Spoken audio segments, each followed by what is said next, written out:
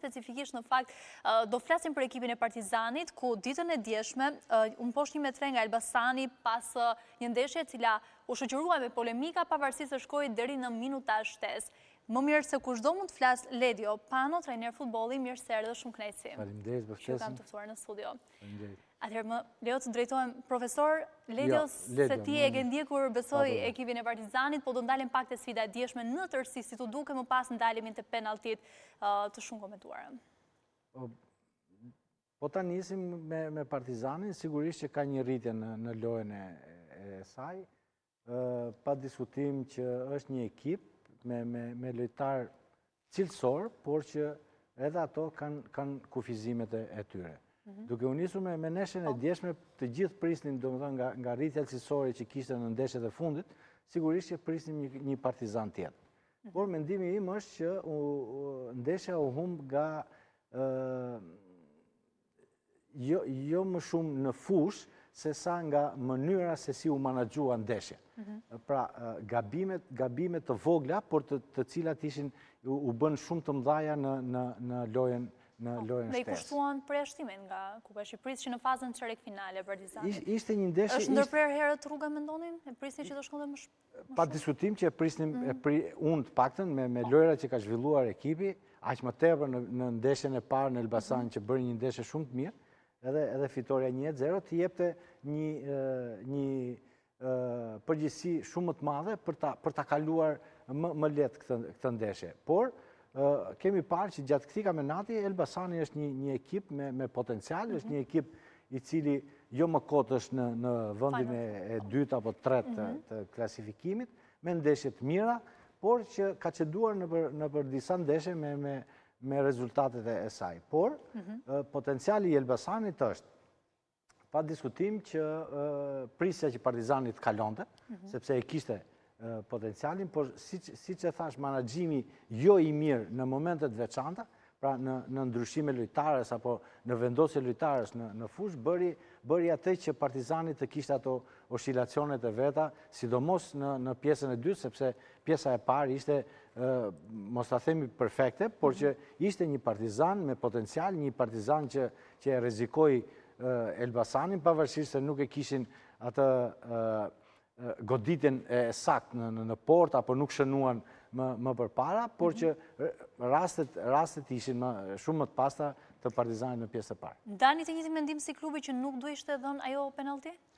Shiko, nga momenti që është minuta 120, ne jemi mësuar që në minutën 120 arbitri e ka të vështirë të japi diçka. Duke e parë, unë isha në stadium dhe e pash, dhe në momentin e parë, mu duk sikur ishte edhe s'ishte. Por duke e parë sot në 2-3 raste, sigurisht unë konstatova që më shumë nuk ishte se sa ishte penalti. Pra, mbrojtësi bëri një goditje të topit dhe ndoshta mund të ishte dhe faull nga lojtari i Elbasanit, sepse ai nuk e kishte topin nuk e kishte topin vetë. Kështu që besoj topi ishte në dy luftim me mbrojtësin dhe siç e pash që mbrojtësi nuk e gjueti topin, por që nuk e preku lojtarin kundërshtar. Kështu që megjithatë ishte vendim që e mori arbitri pa parë varin. Në momente të tilla duhet parë dhe vari, sepse është një moment decisiv për të dy ekipet. Është prishur imazhi dhe gara, kështu shprehën përfaqësues të klubit Partizanit. Mirë, imazhi. Sigurisht që nga një eliminim, jo se prishet imazhi, prishet ai rrugtimi i mirë që ti kishe në 3-4 ndeshjet e fundit. Por që nuk është, ne jemi mësuar në këto vitet e fundit, mos 10 vjeçarin e fundit që Partizani është eliminuar edhe që në ndeshjet e para të grupit të Kupës. Pra, nuk e ka pasur si piksynim, por duke parë një Partizan me cilësi, duke parë një Partizan me 3-4 ndeshje shumë të mira, po ka momente që mund bëhet padrejtësi, ka momente që ashtu e mendon arbitri. E rëndësishme është që duhet kishte parë varin. Kuptoj, edhe nga ekipin kundërshtar në fakt kishte pak kënaqësi për gjyqtarët. Si e keni parë në tërësi, ndoshta për të mos u ndalur edhe më shumë specifikisht pjesën që sapo funksionon dhe VAR, se me futjen e sistemit VAR u prit që do kishte më pak pikpyetje. Ka momente që ne jashtë flasim pse nuk ndërhyn VAR-i. VAR-i ka ato momentet e veta për të ndërhyrë, por në momente decisive, kur është për penalti apo kur është për ndonjë ndërhyrje shumë të rëndë, atëherë VAR-i duhet ndërhyrë sepse për atë punë është. Kemi parë në shumë raste që VAR-i edhe ka gabuar, por kanë gabuar dhe gjyqtarët. Unë nuk dua t'i dalë në mbrojtje Partizanit, sepse do thonë ky është me Partizanin dhe sigurisht që do ta mbroj kur është për ta mbrojtur. Por që e thash që penaltia mund të mos t'u jepte.